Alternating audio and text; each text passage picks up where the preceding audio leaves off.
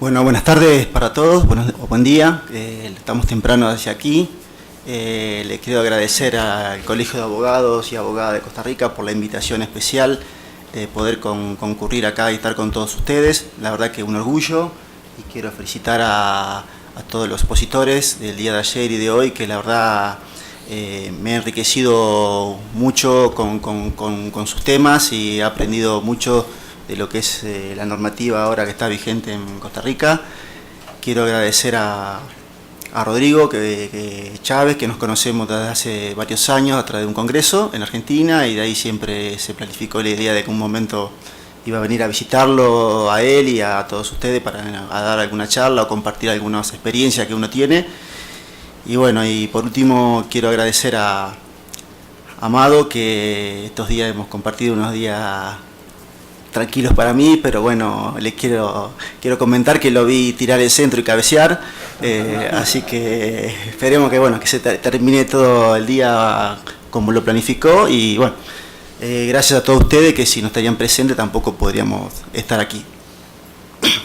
Bien, como hizo una introducción Amado, ustedes saben que el derecho deportivo en el mundo es muy dinámico y va constantemente con cambios, la misma de la reglamentación, y hasta la misma FIFA cambiando continuamente sus resoluciones en base a la misma reglamentación. En principio vamos a hablar de lo que son los derechos federativos y derechos económicos. Vamos a hacer un planteo de los derechos federativos porque están vinculados a los derechos económicos. Todo el mundo sabe, ve y dice, bueno, aquel jugador se transfirió en tal importe, tantos millones para acá, tantos millones para allá. Eso en un principio, antes de la reforma que empezó a regir en el 2015, los clubes particularmente de América Latina y los clubes de menor envergadura, era una práctica común, y en Argentina una práctica común, que ante el asfixio económico de los clubes venía un representante, un intermediario, una empresa, un jugador, un exjugador, y decía, bueno, decían la comisión directiva en la Argentina, que son todas asociaciones civiles sin fines de lucro, no son sociedades anónimas, y decían, bueno, dame $500.000 y llévate un porcentaje de este jugador, dame 300 que no llegó a pagar el aguinaldo, dame tanto. ¿Qué hacían los clubes? En ese momento firmaban convenios con la empresa, con los particulares, con terceros, por un porcentaje de esa futura transferencia. Esos son los famosos derechos económicos. Entonces, a raíz de eso empezó a generarse un conflicto que ahora lo vamos a ir viendo. Bien, el derecho federativo. ¿Qué es el derecho federativo? Es el derecho exclusivo que tiene un club de inscribir un jugador en una competencia oficial organizada por la federación, para que dicho jugador lo represente en la misma. Y la característica particular que tiene el derecho federativo es que es exclusivo. Solamente un club a la vez puede tener el derecho federativo de un jugador. Por eso está vinculado a los derechos económicos. Cuando hablamos del derecho federativo, el derecho federativo de un jugador en una sola a la vez tiene que estar en cabeza de un solo club. No se puede compartir el derecho federativo en ese momento. Como ayer bien lo comentaba Randall, si un jugador está inscripto federativamente en un club, tiene que rescindir un contrato, o culminar el contrato, quedar en libertad de acción y después registrarse federativamente en otro contrato. Bien, para ver cuándo nace el derecho federativo, porque siempre hablamos de la cuestión federativa, debemos hacer una diferencia cuando el futbolista es amateur o profesional. En el caso de que el jugador es amateur, ustedes saben que comúnmente los chicos, los niños de 6, 7, 8, 9 años van a los clubes, van a instituciones deportivas, empiezan a desarrollar la actividad deportiva y de alguna manera decir, bueno, después quieren empezar a jugar de forma federada. ¿Y cómo me inicio? ¿Qué le dice el club? Si el jugador es menor de edad, tiene que ir con los padres. Normalmente hay un fichaje, una ficha, por lo menos en Argentina, con una foto del chico, firman los padres, y esa ficha se inscribe en la liga. Entonces el chiquito, jugador amateur, empieza a desarrollar su actividad deportiva y en forma federada a través de ese fichaje. Y ese es el momento que nace el derecho federativo de ese chico a favor de ese club para competir en forma federada. Eso en forma cuando el jugador es amateur. Ahora, cuando el jugador es profesional, también hay que cumplir la parte federada. Y en este caso se concreta el derecho federativo de jugador profesional cuando se ha fichado, normalmente como el jugador amateur, o ya hay una transferencia, en el caso de que haya una transferencia internacional de un jugador, cuando la federación de origen emite el certificado de transferencia internacional. Normalmente cuando hay una transferencia tenemos una federación nueva, que es donde va a jugar el jugador en un club afiliado, y tenemos la federación de fútbol anterior. La federación nueva le pide la orden de transferencia a la federación anterior le solicita la información al club, si está todo en orden, si no se opone, emite el certificado de transferencia internacional. Cuando llega el certificado de transferencia internacional, inscriben el jugador y además inscriben el contrato de trabajo de futbolista. Con esas dos inscripciones, ahí nace el derecho federativo de jugador profesional. Ahora, tomando conocimiento de qué es el derecho federativo, vamos a ver qué son los derechos y o beneficios económicos. Algunos llaman derecho económico y otros beneficios porque son beneficios que derivan de la transferencia de ese derecho federativo que vimos anteriormente. Es decir, conceptualmente podemos decir que son los derechos que tienen a percibir los clubes por la futura transferencia de sus jugadores. Como así también no solo de la transferencia de los jugadores definitivas, sino que también, como ustedes saben, que hay cesiones o préstamos que se llaman onerosos con cargos que están vinculados, ¿no es cierto?, con un contenido económico. Ahora bien, ¿qué pasó con todo este andamiaje y con todos estos derechos económicos y con todos estos convenios que realizaban los clubes con terceros y con propietarios de derechos económicos, con empresas propietarias de estos derechos? La FIFA, hubo un caso que prendió la luz amarilla y después roja, que fue el caso de Tevez y Mascherano. En aquella época Tevez y Mascherano pasaron al Club Corinthians de Brasil.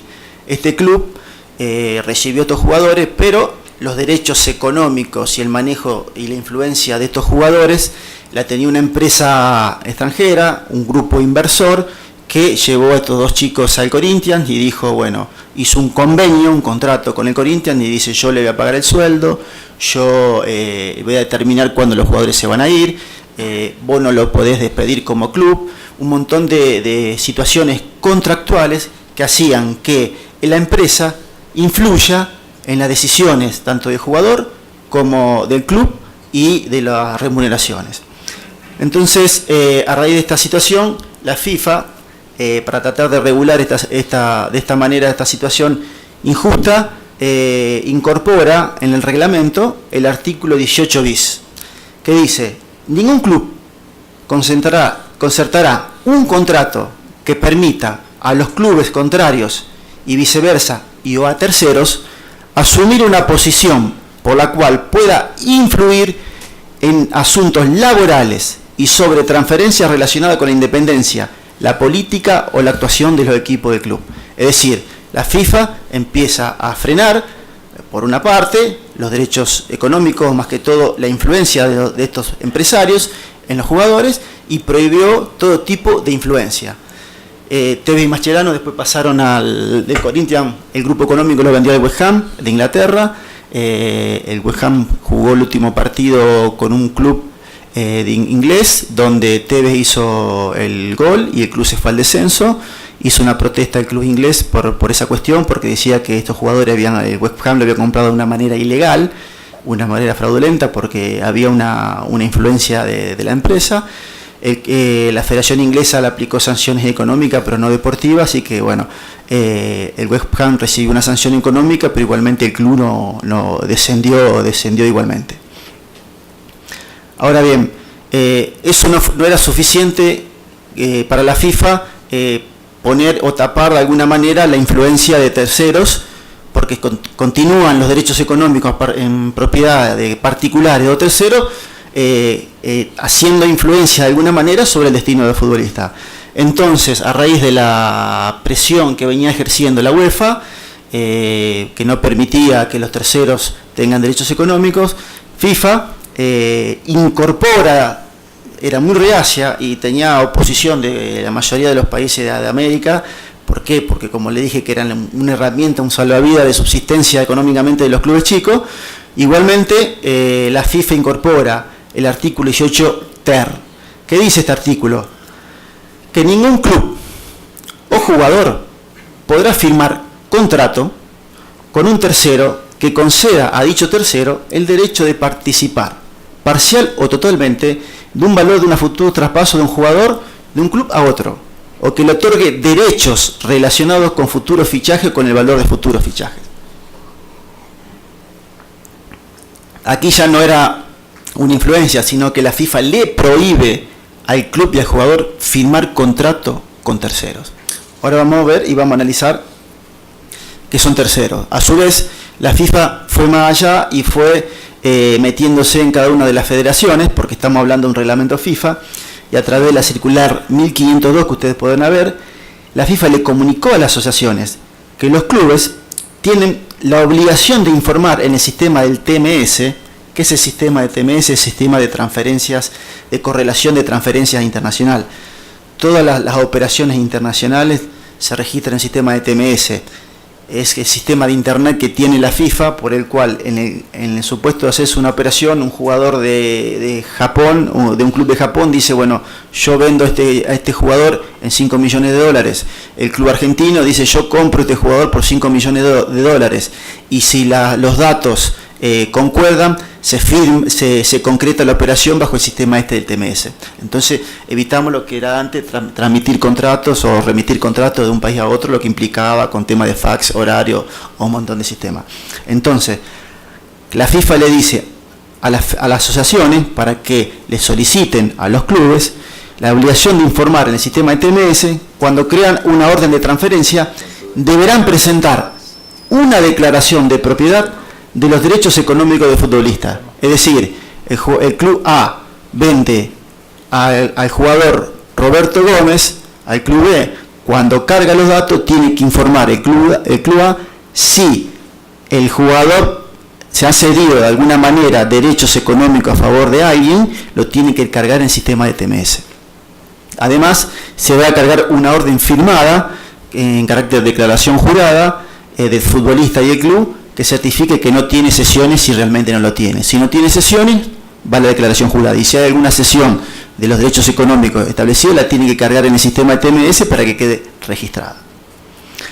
Bien, algunas de las pautas y motivos que se decía por lo cual se prohibían los derechos económicos, es decir, que los propietarios eran personas que lo tenían como una suerte de esclavitud a los jugadores, que los jugadores no tienen el control de su carrera deportiva porque dependían siempre del propietario de sus derechos. El peligro que había en la integridad de las competiciones, porque pensaban y decían que se podían acordar. Por ejemplo, a lo mejor un empresario tenía derechos económicos de Cristiano Ronaldo y por otro lado tiene derechos económicos de Messi, y decía cuando se enfrentaban entre ellos podía llegar a decir que podían acordar algún determinado resultado del pleito.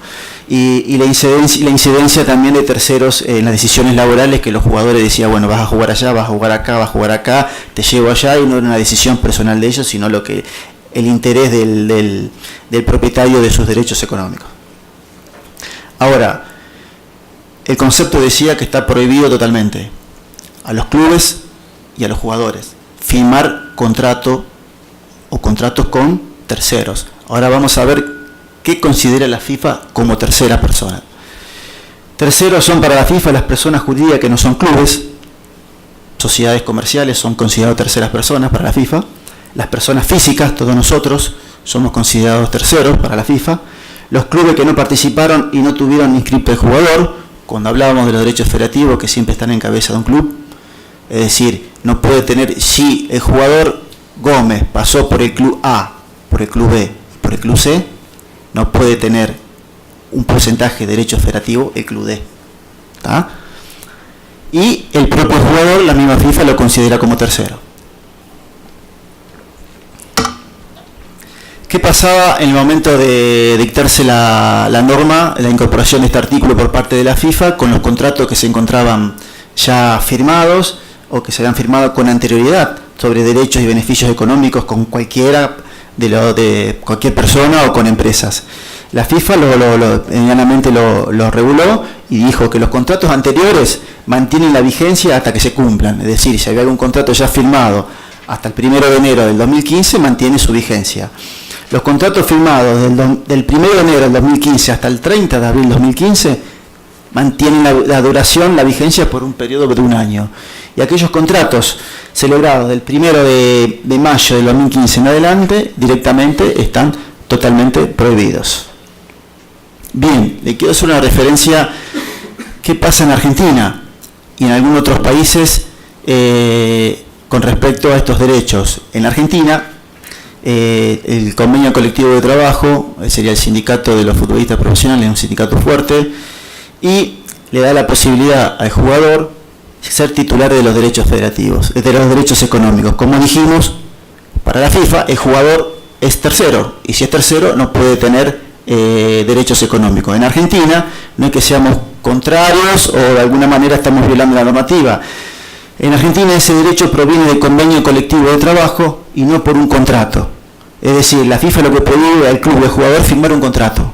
En Argentina, como otros países, ese derecho proviene del convenio colectivo de trabajo. Entonces nosotros allá formalizamos contratos de trabajo de los futbolistas y la mayoría de ellos, conforme a la negociación que tengan de acuerdo cada uno con sus clubes, se reservan para ellos por sí porcentajes de los derechos económicos de ellos de su futura transferencia. ¿Qué pasa si no se cumple? Si firman los clubes y los jugadores firman contratos con terceros y ceden parte de sus derechos económicos.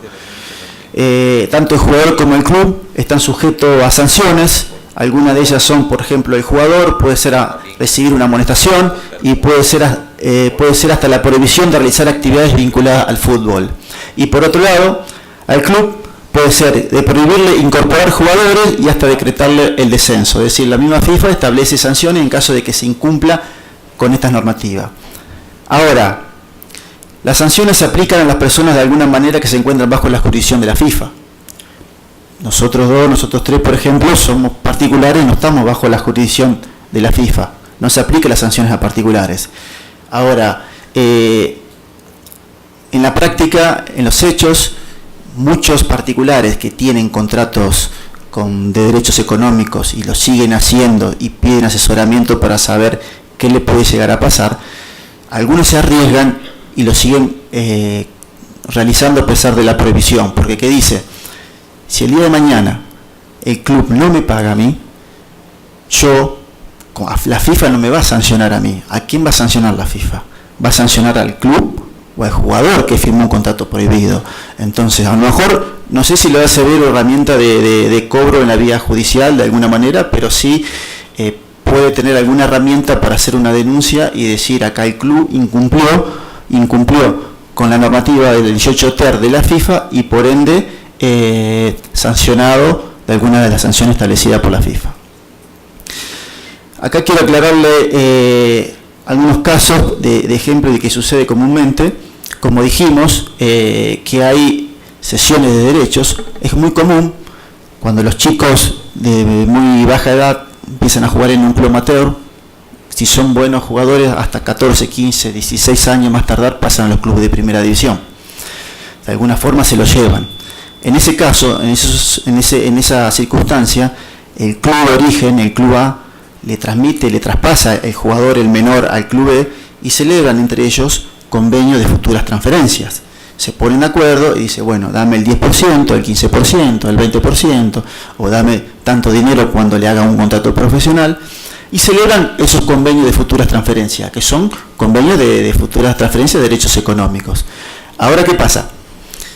La viveza criolla allá en Argentina dice que el club profesional el día de mañana vendió a ese jugador por una suma X de 5 millones de dólares. Entonces, ¿qué dice? Ni le avisó, ni le comunicó, ni le dijo nada al club de origen, por el cual tiene un convenio de un 20%. ¿Ah? Entonces, el club de origen viene y le dice al club de destino que vendió, dice, bueno, mirá, pagame que yo tengo el 20% de lo que vos vendiste. No, dice, yo te voy a pagar si yo solamente vendí mi 80%. Tu 20% yo no te lo toqué. y dice, yo vendí mi 80%. ¿Cómo 80%? ¿Y cómo a mí no me avisaste, no vendiste?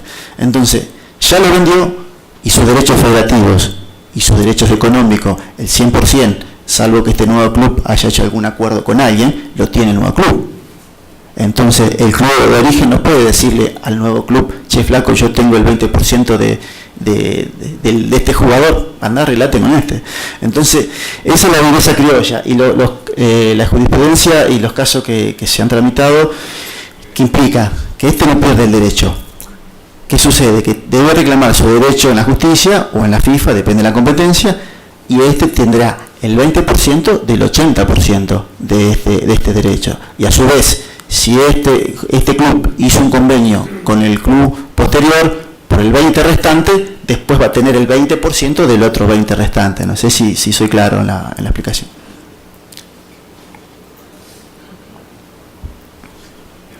Bueno, vamos a seguir con otro tema.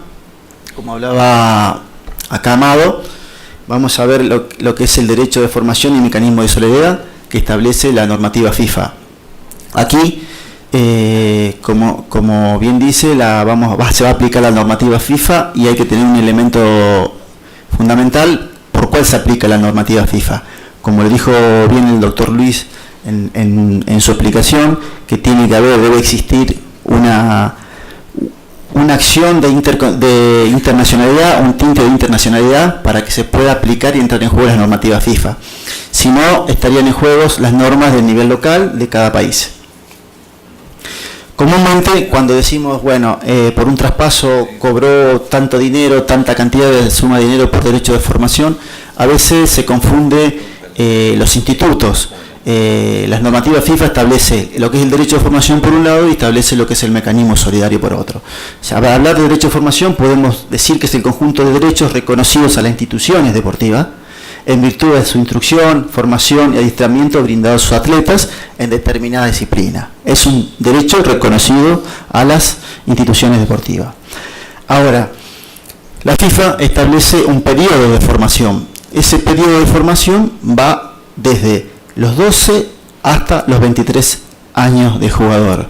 Y siempre tengan en cuenta que se va a hablar de la edad, pero se va a decir de la temporada del cumpleaños 12, temporada de cumpleaños 13, temporada de cumpleaños 23. La formación de un jugador se paga hasta la edad de los 23 años por la formación efectuada hasta los 21 años, salvo que se pruebe que la formación haya sido antes. ¿Qué significa esto? Ya lo vamos a ver después bien. Que a veces hay fallos de FIFA, de la Cámara de Solución de Disputas, que se determina que si un jugador es muy subjetivo, ¿no? Hay el caso particular y caso concreto, hay que analizar, ha jugado a lo mejor 15 partidos en primera división o ha jugado algunos partidos en la selección nacional, se considera que ya está formado a pesar de que no tenga un contrato de trabajo. Ahora bien, ¿cuáles son en el derecho de formación los hechos generadores del pago? Se pagará a los clubes formadores ¿cuándo? No se olviden que tiene que haber un elemento de internacionalidad, ¿no? Cuando un jugador firma su primer contrato profesional. ¿Qué implica esto? Un jugador de Costa Rica, amateur, se va a Uruguay y firma su contrato profesional en Uruguay. En este caso, tendríamos como un hecho generador del derecho de formación. Y el punto B que estamos viendo, el otro hecho generador, es cuando un jugador profesional es transferido entre clubes de distintas asociaciones, ya sea durante la vigencia o al término de su contrato, antes de finalizar la temporada de su cumpleaños 23. Aquí es un poquito más complejo, pero siguiendo el tema de jugador de Costa Rica, jugador amateur que se fue a Uruguay, seguimos con el ejemplo. El jugador se fue y firmó contrato a los 18 años en Uruguay y después el club uruguayo a los 21 años lo transfiere a un club argentino. En ese caso, el club argentino le va a tener que pagar el derecho de formación al club uruguayo, no al club de Costa Rica, porque ya cobró cuando hizo el primer contrato en Uruguay. Igualmente, aquí dice, y una pregunta que me hacía ayer Amado, diciendo, ¿tiene que haber transferencias desde cuando pasa de los 18 años a los 21? ¿O puede ser que vayan jugadores en carácter de libre? ¿O puede ser que vayan en carácter de préstamo? para que genere el derecho de formación, cuando fue en el ejemplo de Uruguay, Argentina, y el club argentino le paga al uruguayo, debe haber una transferencia internacional o en carácter de jugador libre. No procede cuando hay préstamo oneroso, porque en ese concepto de préstamo hay una suspensión del contrato de trabajo. Y esto se justifica cuando hay un jugador libre, porque una de las pautas que dice que no se paga el derecho de formación cuando el club anterior, en este caso, en el ejemplo, el club uruguayo rescinde por su propia culpa el contrato de trabajo.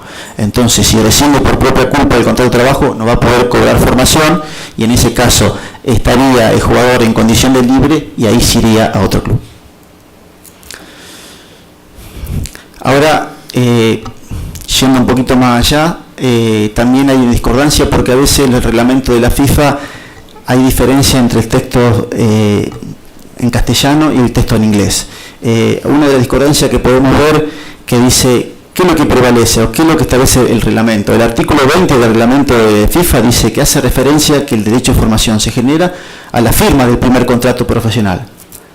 Y por otro lado, el anexo del mismo reglamento expresa que se pagará una indemnización cuando un jugador se inscribe por primera vez como profesional. Entonces, el reglamento por un lado dice cuando se paga cuando firma, y por otro lado dice cuando ese contrato se inscribe en la federación. Los fallos de la Comisión de la Cámara de Solución de Disputas de la FIFA determina que lo que prevalece es la firma del contrato profesional. Por eso es importante que ustedes estén atentos en estos casos, dentro de las posibilidades, porque puede ser que a lo mejor un jugador cada mitad de temporada le hacen un contrato y después lo fichan o lo registran a lo mejor a los 2 o 3 meses. ¿Quiénes son los obligados al pago? El nuevo club debe abonar la indemnización generada por la firma del primer contrato a todos los clubes formadores desde los 12 años hasta la edad del primer contrato. Debe realizarla, se debe pagar este derecho dentro de los 30 días siguientes al hecho. Ahora, como hablamos del derecho formativo, que es un pago único, para que ustedes tengan una idea y una noción de qué es lo que se paga, los montos, de qué montos estamos hablando, aquí tienen una tabla, como la pueden ver. La FIFA ha determinado a las confederaciones y ha determinado categorías.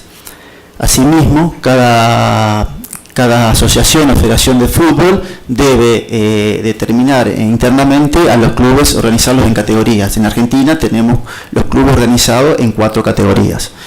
Entonces, si tomamos en base los ejemplos, un ejemplo para saber qué es lo que debe pagar un club cuando debe pagar un derecho formativo, el ejemplo de un jugador amateur que está aquí en Costa Rica, en un club de Costa Rica, y hace su primer contrato profesional en cualquier club de primera división de España, se debe aplicar, vamos a ver esa tabla. España está dentro de lo que es la UEFA, y dentro del club, cualquier club español de la primera categoría está dentro de la primera categoría de la UEFA. Entonces, el club español debe abonar al club de Costa Rica formador de jugador la suma de 90.000 euros por año. Esta suma, hay una circular de la FIFA que determinó si el jugador celebra su primer contrato dentro de la temporada de su cumpleaños número 12, se va a pagar siempre el valor ese de 90.000 euros. Ahora, si el jugador celebró su contrato profesional no la temporada 19, sino la temporada 18, sino la temporada 20, los primeros 4 años no va a pagar 90.000 euros, sino en los primeros 4 años se va a pagar la suma de 10.000 euros, la formación de 12 años, 13, 14 y 15.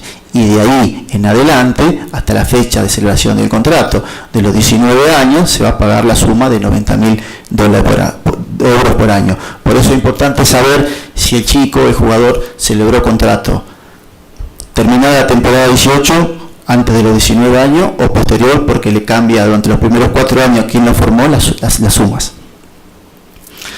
Ya para ir terminando con el tema, vamos a ver el otro instituto.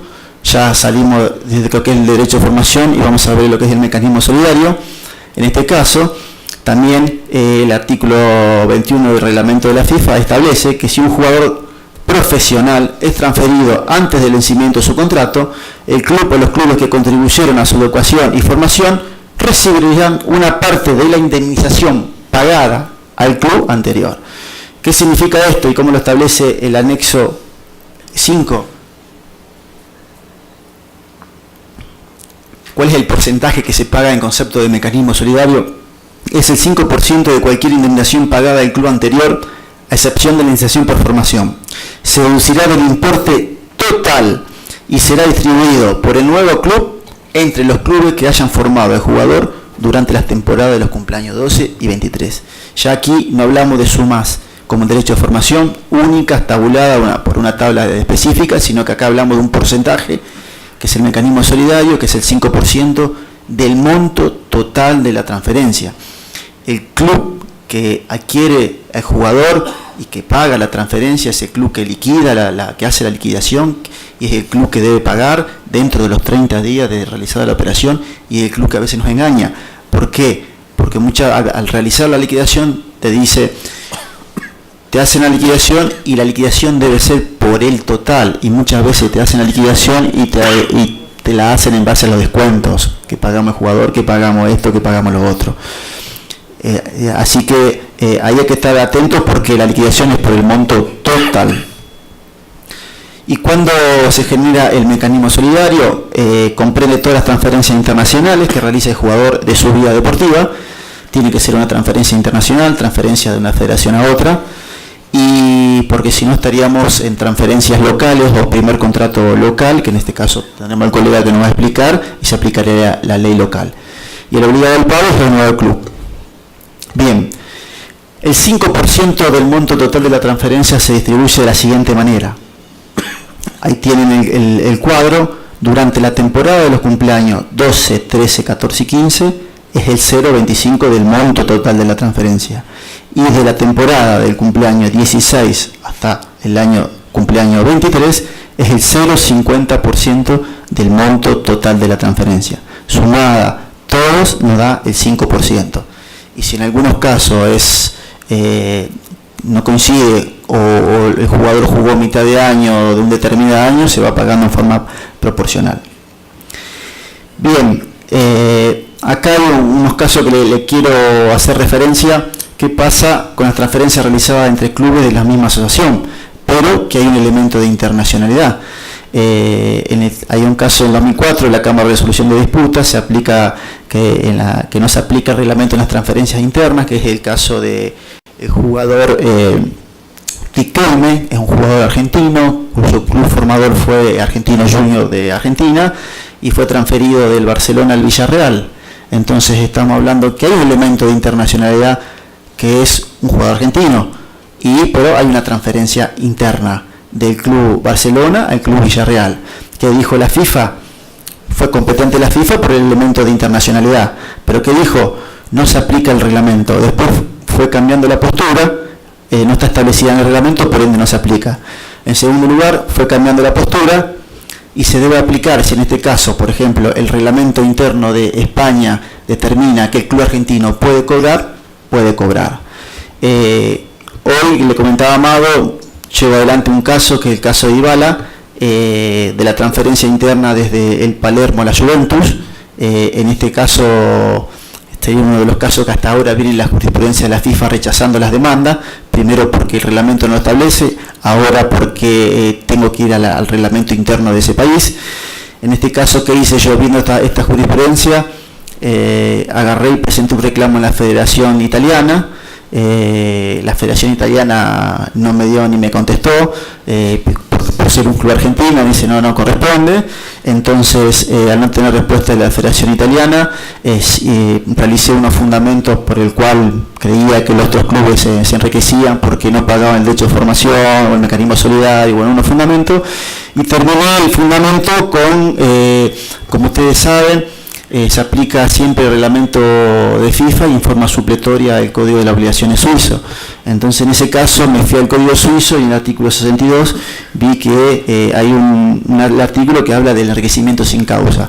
Entonces yo le dije en la demanda a la FIFA que si el reglamento de FIFA no determina que yo pueda cobrar, el club argentino pueda cobrar una transferencia interna, si como me demuestro que en la Federación Italiana no me da la posibilidad de que el club argentino pueda cobrar, digo, acá hay un enriquecimiento sin causa y por ende debe de restituir, debe devolver el mecanismo solidario que se ha enriquecido por no pagarlo. Así que bueno, si en algún momento tenemos una resolución y sale, le comunicaré a ver qué suerte he tenido, ¿no? Bien. Ahora, otro tema que tienen que tener en cuenta, que a veces se confunde y tratan de engañar a los clubes para no pagar el derecho, el mecanismo solidario, que son las cláusulas de rescisión, que están hoy en boga y que muchos clubes las pactan y se establecen. Típico el caso de Neymar, que recientemente se ha terminado de pagar. Anteriormente decía, bueno, las cláusulas de rescisión, como hablamos que en el mecanismo de solidario tiene que haber transferencia internacional. Haber una cláusula de rescisión en el contrato de futbolista, ejercer esa cláusula, el jugador supuestamente sale libre. Entonces va a otro club en carácter de libre. Cuando el club de formador le reclamaba al mecanismo solidario al nuevo club, decía no, vino libre, no corresponde pagar el mecanismo solidario porque son, que dice el reglamento, de transferencias internacionales. Entonces, en ese caso, en el caso Zárate contra el club Vélez Sarsfield por el jugador Zárate contra la Lazio, habían pagado la cláusula de rescisión y bueno, la FIFA condenó que en los casos de que se pague la cláusula de rescisión, debe pagar mecanismo solidario. Los fundamentos que dice ahí la FIFA es: si un jugador profesional es transferido durante el periodo de vigencia de un contrato, el 5% de cualquier indemnización pagada al club anterior. El 5% sale de cualquier indemnización pagada. ¿Y qué dice la FIFA? Por más que haya rescindido el contrato y vaya libre, acá se pagó una indemnización.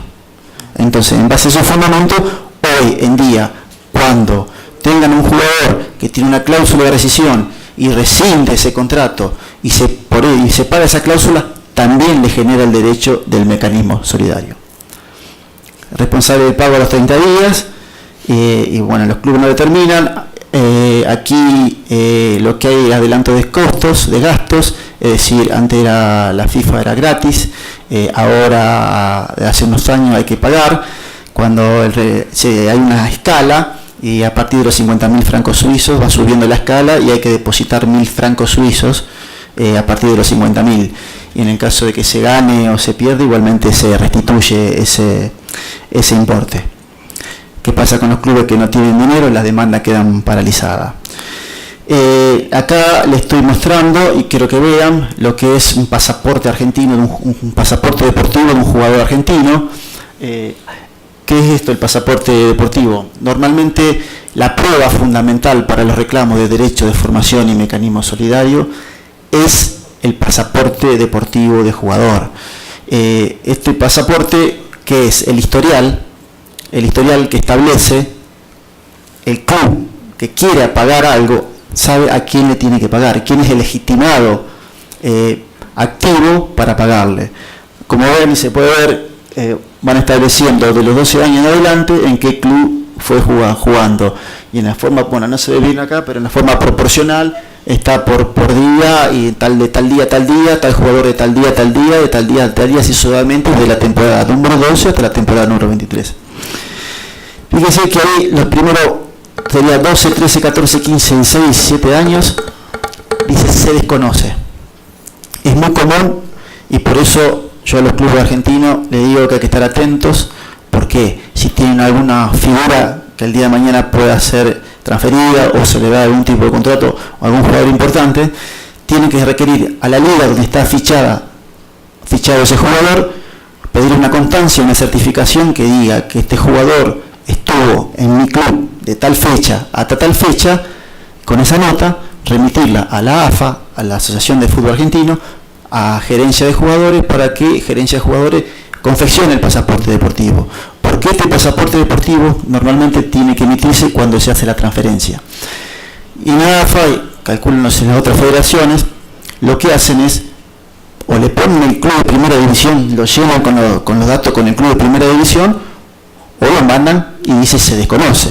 Ojalá tengamos la suerte que ya se desconoce, porque los clubes anteriores lo pueden llegar a completar.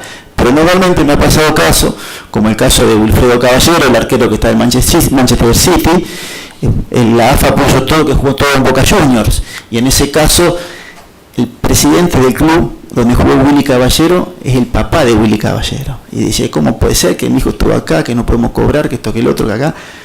Entonces, tuvimos que hacer, con una declaración expresa del jugador, con un fax, y a través de gente conocida, sacarle 3 años de los 12, 13 y 14 a Boca Juniors, que ya lo tenía incorporado a pesar de que no ha jugado ahí, lo tenía incorporado para que el club donde jugó Gilberto Caballero, el arquero de que está ahora en el Lunar, no sé dónde está, pueda percibir. Entonces, la idea es que vayan acomodando y vayan en la posible tratar de armar el pasaporte deportivo, porque los jugadores se venden y ya una vez que está en el pasaporte deportivo su club, de ahí no tienen problema para poder cobrar.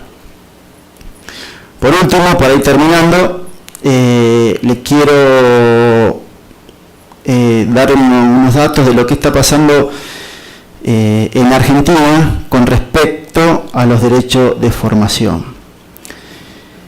La FIFA en su momento dijo que cada asociación y cada federación regule en forma interna los derechos de formación. Argentina, si bien lo hizo, para llamarlo de alguna manera, lo dejó por presiones de los clubes de primera división, lo dejó abajo del cajón en la última parte y nunca se aplicó. Las presentaciones que hacían, ya sea cuando un jugador hacía un contrato profesional en Argentina, o las transferencias que se realizaban dentro de Argentina, no eran compensadas por derechos de formación y mecanismo solidario. A raíz de una asociación que formamos parte también con Rodrigo, que se llama la ALADE, se hizo un proyecto de ley. Primero fue desechado, después fue admitido en una noche donde se aprobaron como 300 leyes. Y en Argentina hoy tenemos por ley 27211, ley nacional, el derecho de formación deportiva, que es un derecho de formación muy amplio y muy beneficioso para los clubes formadores, y tiene ciertas características interesantes, como que le da el derecho no solamente a los clubes realmente constituidos, sino a los clubes de barrio que no tienen personería jurídica, a las agrupaciones, a las academias, le da el derecho a todo ello que puedan reclamar su formación. Y uno de los derechos importantes que le da y que abarca, que no solamente es en materia de fútbol, sino que por ley abarca a todas las disciplinas deportivas, que implica que tanto de las disciplinas grupales como individuales, llámese el tenis, el golf, el boxeo, en Argentina, por ley, tienen la posibilidad de reclamar el derecho de formación deportiva. Y lo que cambia con respecto a la norma FIFA es, por ejemplo, que establece el derecho de formación no de 12 a 23, sino que lo establece de 9 a 18 años, los trae más bajo porque, como le decía, de los 6, 7, 8 años, los chicos ya están en una institución deportiva. ¿Cómo se genera este derecho? Cuando el jugador deportista pasa a ser profesional. Y en una teoría amplia. ¿Por qué? Porque comúnmente, como sucede en todos lados, se le pagan a los deportistas bajo prestación de servicio, locación de servicio, viáticos, cuando en los jugadores amateur le dan un sueldo, una remuneración bajo estas condiciones. Y la ley que dice, si bajo esas condiciones, independientemente de la forma jurídica que me pagues, lo que me estás pagando llega al sueldo mínimo y vital y móvil que establece nuestro país, en ese caso se considera un jugador profesional y con derecho a los clubes formadores de poder cobrar el derecho de formación. A su vez, como otras características importantes que tiene, establece que son irrenunciables. Está totalmente nulo y de manera absoluta hacer un acuerdo por esta ley que yo cedo los derechos de formación de un club a otro. Son totalmente irrenunciables. Cualquier convención es nulo de manera absoluta. Los plazos de prescripción tienen que son de 2 años y los montos es el 5% del monto total de si es transferencia, si es el contrato de trabajo de futbolista, el 5% del monto del contrato de trabajo de futbolista por todo concepto que se pague. Establece una base mínima para calcular ese 5% y distribuirlo entre los clubes formadores. La base mínima es, si el contrato de futbolista es de 5 años, se toma el valor de los 5 años. Si el contrato de futbolista es de 1 año, se toma la base mínima de 3 años. Y si de alguna forma no se puede determinar cuál es el monto, la ley establece que el monto mínimo como base son 36 sueldos mínimos vitales y móviles. Así que de alguna manera se los agarra. Y por último, la vía del reclamo abre la vía judicial, que dice que también esto es gravoso para los clubes de primera división, que traen chicos de todas partes del país en Argentina, que tenemos una distancia de 3.500 kilómetros de largo. El club formador puede iniciar una demanda judicial para poder reclamar estos derechos en el juzgado competente al domicilio del acreedor, no del deudor. Es decir, River Plate de Argentina, que tiene su sede en la capital federal, tiene un chico que está jugando y lo formó y le hizo su primer contrato, oriundo del norte, de 1.500 kilómetros, por ejemplo, de Salta. El club formador de Salta, por la ley nacional, puede iniciar una demanda al club River Plate en la provincia de Salta, en el domicilio del club, y no en la capital federal. Eso es algo muy ventajoso, porque si no alguien, no, yo que tengo que ir a hacer un juicio allá, no va y se pierde. Entonces son muy ventajosos, y a su vez, y por último, dice que el procedimiento a utilizar en el juicio es el más abreviado que establezca la provincia. Es decir, no son juicios ni ordinarios, ni 4 o 5 años, ni juicio más abreviado en nuestra provincia, es juicio sumarísimo. Bueno, muchas gracias.